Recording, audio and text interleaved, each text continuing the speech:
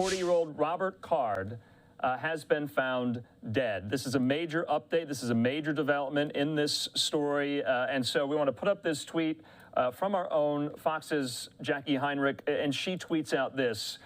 Breaking, Lewiston, Maine, mass shooting suspect Robert Card found dead. Law enforcement source confirms to Fox. And so I believe we have a live picture out of Lewiston, Maine at the moment. Remember, just mere minutes ago, we were previewing for you from the Maine State Police that there would be a press conference starting at 10 p.m. Eastern. We have that tweet. We want to put that tweet up because no doubt there would be some type of development. There was a late night press conference called, and we want to put that tweet up if we have it from the Maine State Police. And they alerted us saying they were calling a press conference at 10 p.m. Eastern tonight. So we'll get that tweet up in just a moment. But as far as we know, and according to this reporting, 40-year-old Robert Card, who walked into that bar and bowling alley on Wednesday night, is and has been found dead. We don't know the nature of where, and we don't know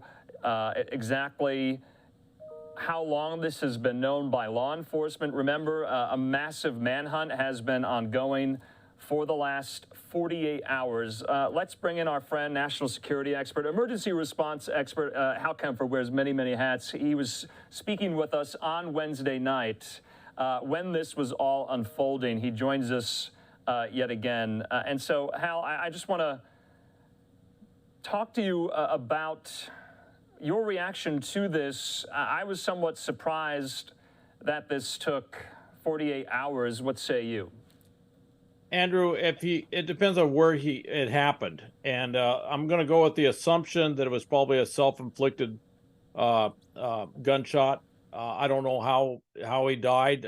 There's no information on that. It just says they found his body, that he's dead.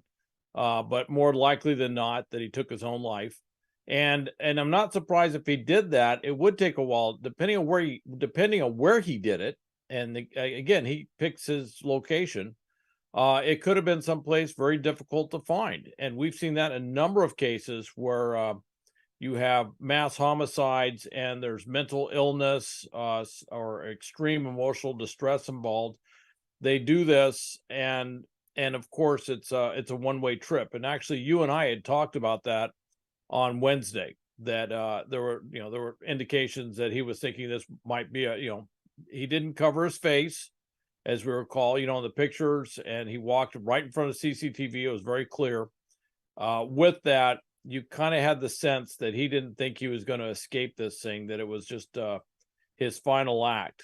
And with that, once it's done, it is very common in these situations that it turns into a murder-suicide, but in this case, a mass murder-suicide case. And that's probably, I don't know what we're going to find out, but I did hear earlier today they had found a note. And when they find a note, and they said note, not manifesto. Manifesto can indicate something else, but a note indicates that he was sending it, was directed towards somebody or somebody's saying something. And when they find a note, that's usually an indicator that you're probably going to find that they basically took their own life. And I don't know. We'll find out. I mean, there could be other circumstances. Sure. We have so little information here.